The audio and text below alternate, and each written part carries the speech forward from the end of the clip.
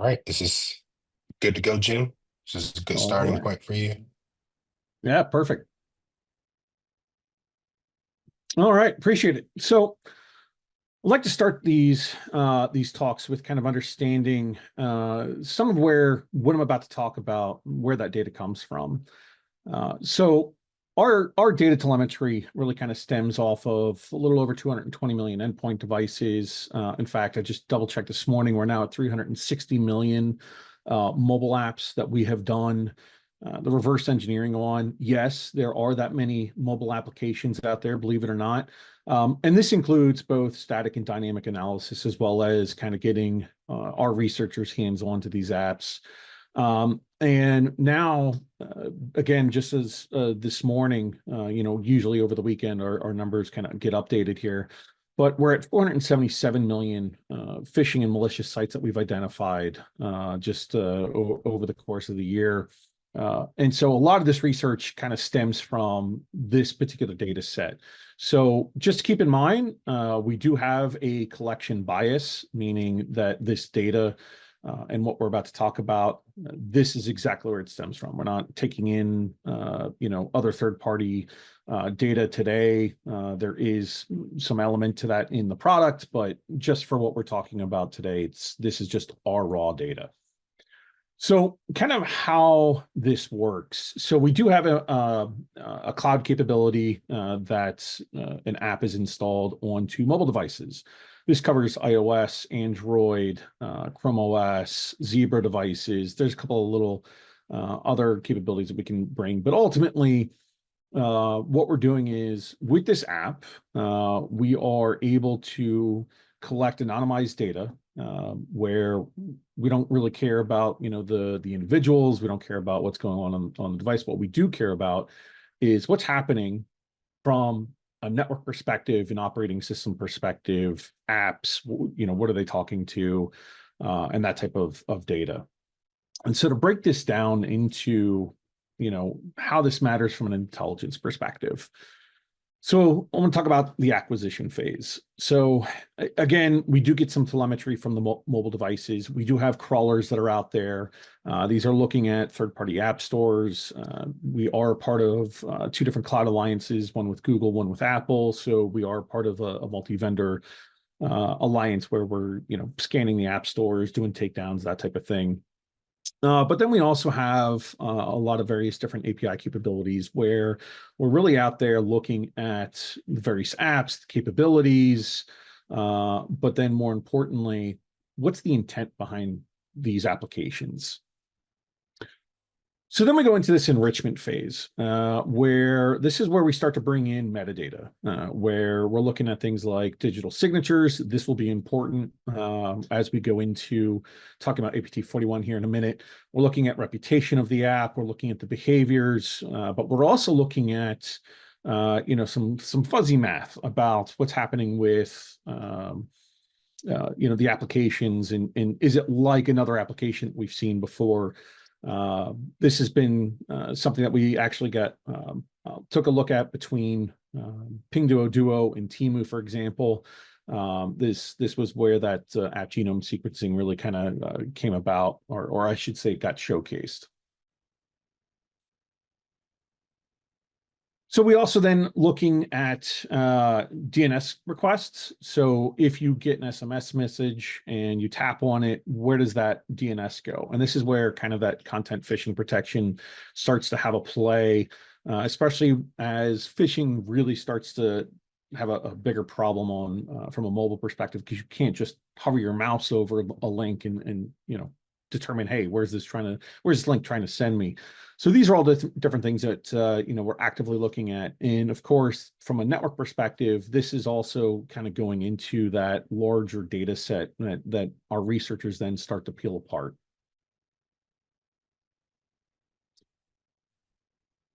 All right, so talking a little bit more now from just a threat perspective. I'm not going to, I didn't want to put every single threat that we've ever identified on here. There's not enough screens, not enough time to go and talk about it, but these are just some of the highlighted ones that we've kind of discovered over the years. And a lot of these, have to do with really novel techniques, especially when it comes to mobile. It's not your standard Windows background world.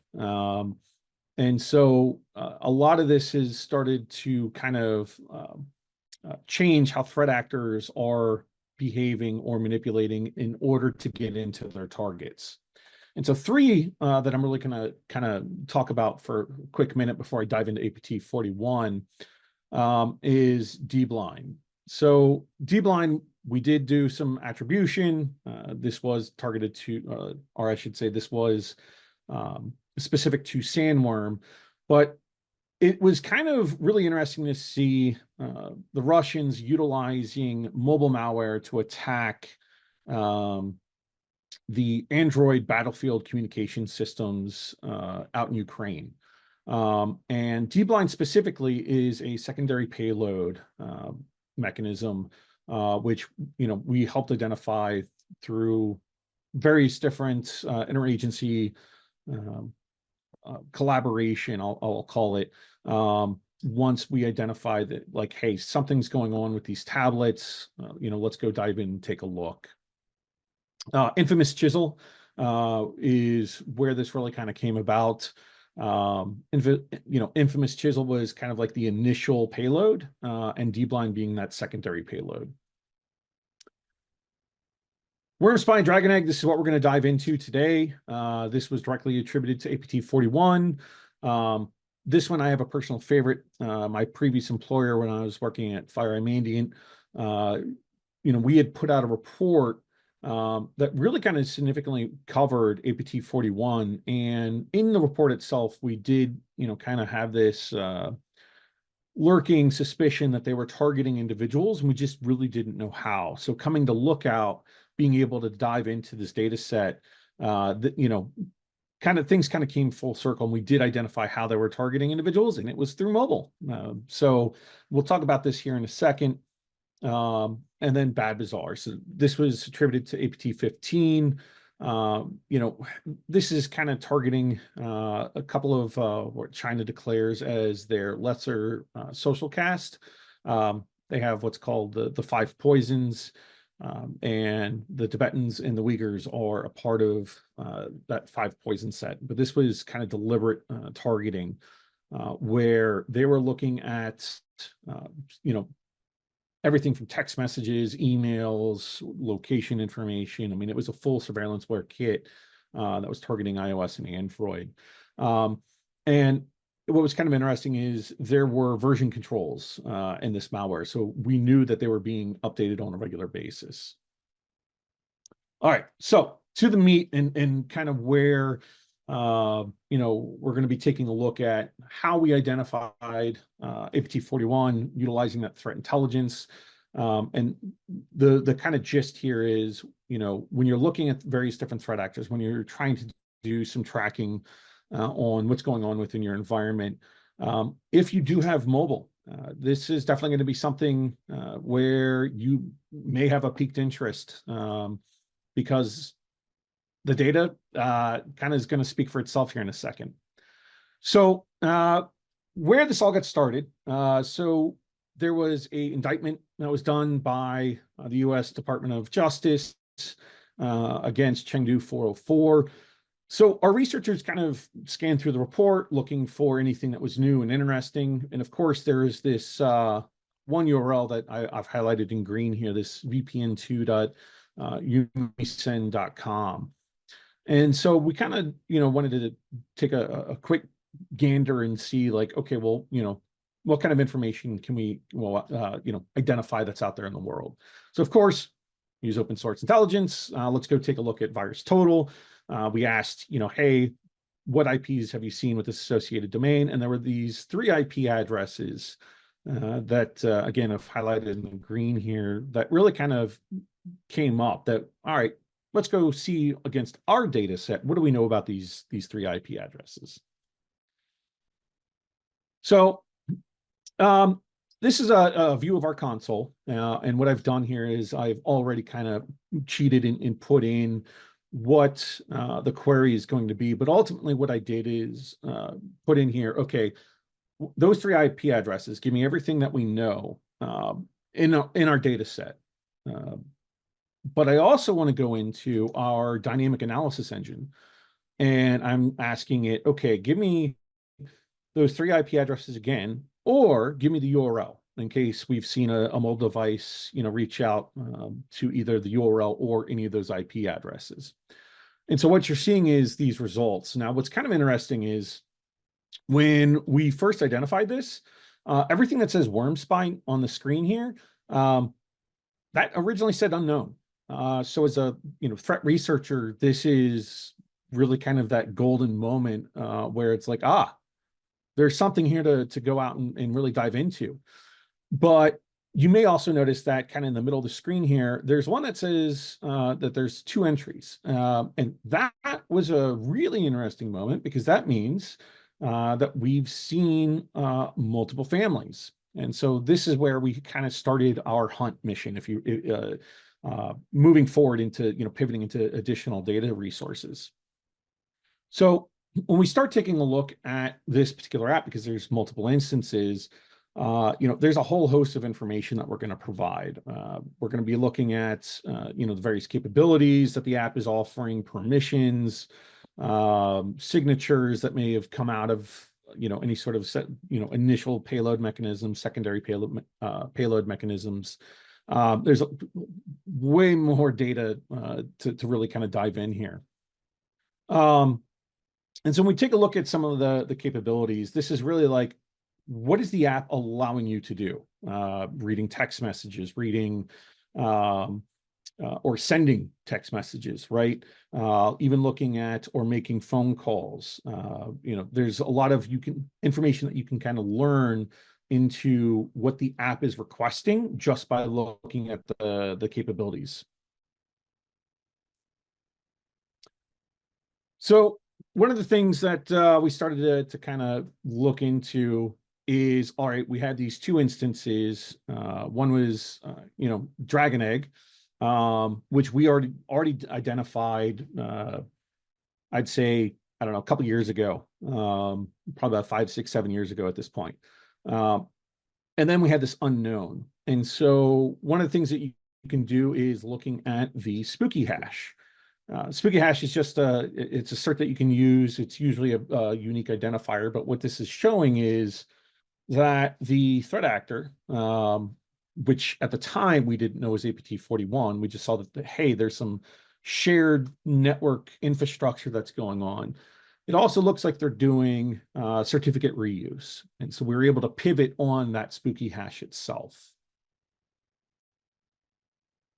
So once we pivoted, this is where we got to see, okay, here's Dragon Egg. And this is where the malware that we identified a couple of years back. But again, everything that said worm spy here, at the time, this all said unknown. And so this was super interesting to us because now we're able to tie a cert reuse plus the same, reuse of infrastructure that was getting utilized by the attacker is now serving up a new flavor of malware. And so now we're able to go ahead and start diving into and naming the secondary piece of malware. And we get all sorts of information. The observables could be, hey, we saw somebody download it. Hey, this is installed on devices. There's network communication.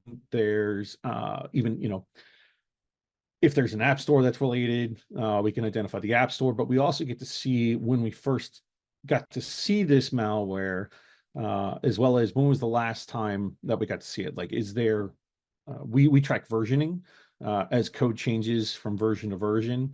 So this is also something that we can take a look at.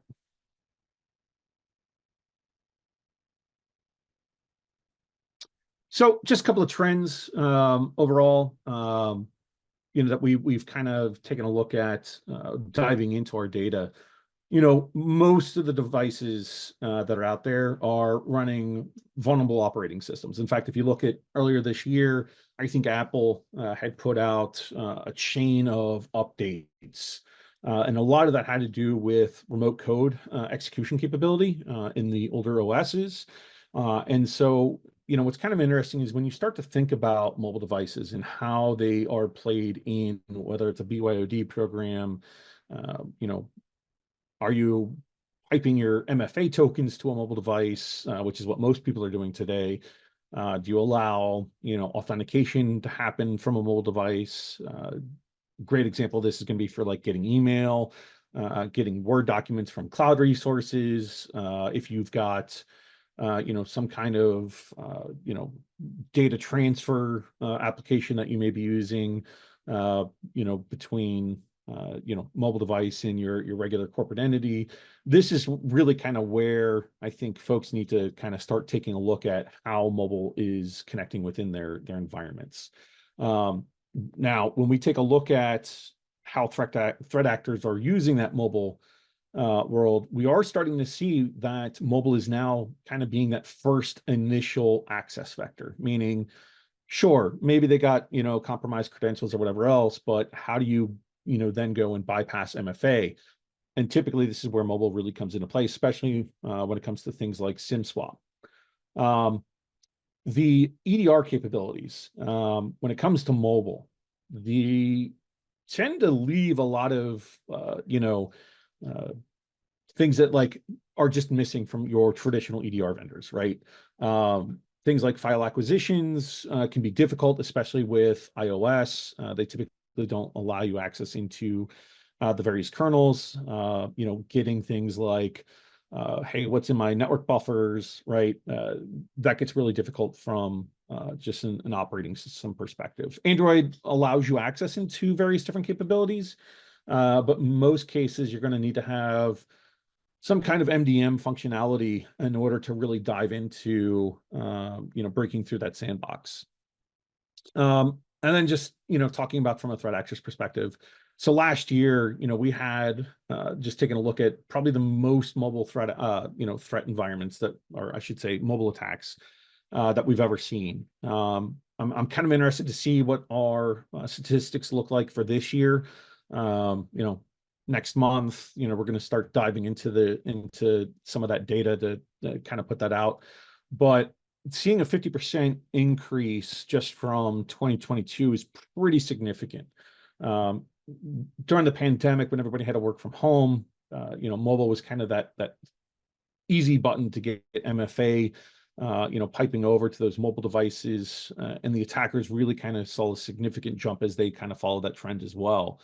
But now we're starting to see where mobile is really starting to get targeted, again, whether it's that first initial entry point, or whether it's just because there's a treasure trove of information on that mobile device, whether it's to build additional access or to build credibility, as, hiding as that individual, using social engineering techniques and, starting to target other individuals or even just, again, going after that MFA token.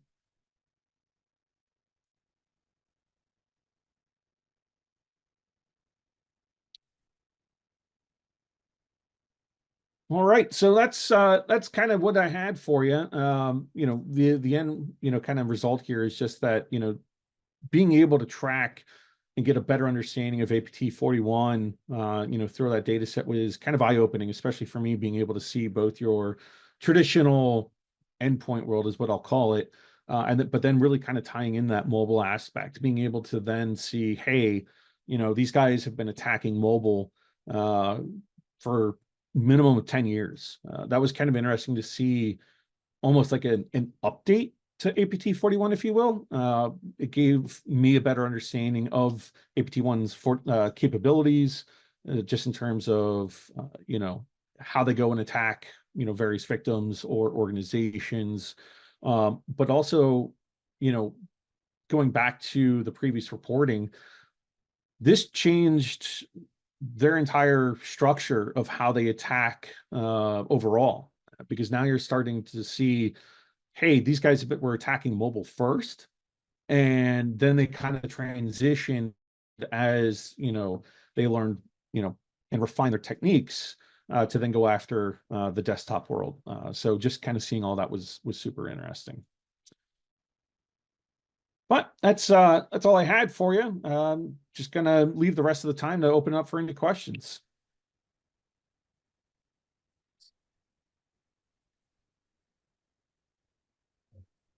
Have you seen the couple questions in the Q&A? I believe you may have hit on some during your talk. Uh, are you able to see those? Or you want me to read them out for you? Yeah, let's see. Just going through here. Okay, so the first one, how do you deploy monitoring tools on endpoint devices or company's IT infrastructure? How do you solve the issue of consent owners? So yeah, this is kind of interesting, especially in Europe, UK, right? This is kind of a paradigm shift. Now, for us, we've got a great, I think it's 2 pages, maybe three, around the privacy. Of how do we collect information? What do we do with it? All of that type of stuff. As I mentioned earlier in the call, we do anonymize the data collection. And so we do kind of, take that privacy first, you know, overall, right? But yeah, it is a paradigm shift. And ultimately, I think corporations are going to have to start to say, hey, if you want to use your personal device, to access email, you need to have some kind of protection. Otherwise, you don't get access to email. And that's just kind of clear, cut and dry. But, again, that's going to be dependent on the risk profile of that organization.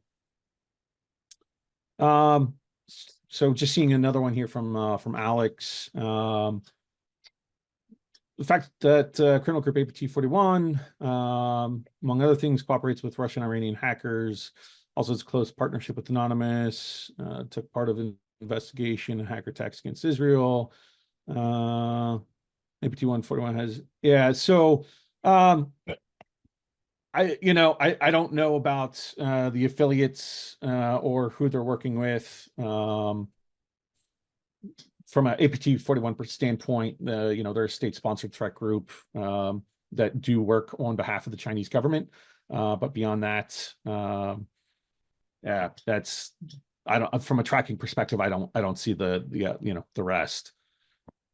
All right, let's see. Got another question here. May have missed, but do you get the data from the phones from an MDM like Intune, or do you install an app to monitor these types of things? Great question. So we are an app that does get installed, but again, we're not an MDM. We're what's considered an MTD or mobile threat defense. So things like being able to break out of iOS sandboxing to get like what apps do you have installed? You do need to have an MDM. In fact, we do have zero-click capability for deployment. You can deploy, 40,000 devices at once if you really wanted to. But for the most part, we do require an MDM in order to get some deep analysis. We are able to kind of scrape a lot of data, but there's some things that you just can't collect. You do have to have an MDM. What's the risk that So, you're Jim, I'm seeing going to more? combine kind of the last two questions to a broader question. So, Okay. with the thought of like the threats you're calling out and the MDM solution, what are the things that are being missed, and how do people get properly educated from all the different types of levels from the CISOs down to the people doing the investigation? Yeah, I mean, man, that's really the tough part, right? I mean, it's going to be coming to events like this. It's going to be paying attention to the various different vendors in that space, looking at their threat research. One of the big things, just from a risk perspective, that we're seeing, phishing and CEO fraud. These things are really really difficult to kind of catch. We recently did just about a week or two ago come out with this functionality to help put a defense mechanism in place. But at the end of the day, education is going to be really key here. The one thing I can't stress enough, if for those who are old enough to remember war dialing, in the early days, you may be getting text messages now of random people, who are just saying like, hey, is this, Thomas's phone? Hey, this is Olivia. Don't don't even text back, right? And the reason behind that is the moment you start interacting, they now know, hey, this number is live, there's somebody there, and now they can start to move forward with either phishing or socially engineering. It also allows them, in the event that they have, commercial surveillanceware in their hands, they could execute on vulnerabilities that may exist on those devices, which is also why NSA had put out um, a recommendation to reboot your mobile devices daily because drive-bys, vulnerabilities do exist on the phones where a reboot could, remove the mechanism for that malware to exist. There's a lot of malware that can't survive a reboot. There's just no persistence mechanisms built into it. But there's a lot to dive in on just to even be able to start to answer that question. I, I totally understand that one. And then I'm going to ask one question for myself here because it's always juicy when you're working with mobile investigations. When you are having the capabilities that you see to be able to go from the mobile environment, how are you able to tie it back to someone's enterprise environment? Are there any good ways to know that it really started with mobile? Yeah, that's a really great question. And this is where I'm going to say analytics are king here, right? Being able to have not just the mobile data set, right? But also being able to tie into, logs. I'll give, Correlate the thumbs up here, but like being able to be, to search an event that says, hey, we have an event from a mobile perspective. Now we also have an event, in your, again, I'll call it standard desktop world, and being able to tie those events together. That's where the money is. And that's going to be how you're going to identify, the threats and how do you tie mobile into your standard enterprise environment. When I was at FireEye, we, unfortunately suffered a breach ourselves. And when we started doing that investigation work, we identified, hey, this thing called SolarWinds is doing things it shouldn't be, right? But what really tipped us off was an analytic rule that said, hey, somebody has two cell phones that are, authorized within our environment. Again, cell phone is and being a mobile, right? This is where that attack started, trying to bypass MFA. And so, there was no mechanism that alerted us. There was no, rule in place outside of that analytic rule that just said, hey, company policy states one mobile device for MFA, not two. And that's what, started our investigation. So having that capability of tying those two worlds together, super, super important, especially today. Yes, thank you for that, Jim. And Sharon came on and just said how very interesting this is. Yes, this is great work. So definitely appreciate you coming on and sharing this with me. Uh, I'm wanted to turn off my phone instantly as we got through it, but I do appreciate this so much. So we can keep the conversation going and Slack. Remember, we have our speaker QA threat hunting where you can keep the conversation going. And Jim, I'll just ask that you can go into the Slack channel, give some people some information more about not only yourself, but Lookout and things that they can do to keep up with this type of research that you're doing. Yeah, absolutely. And again, thanks for having me.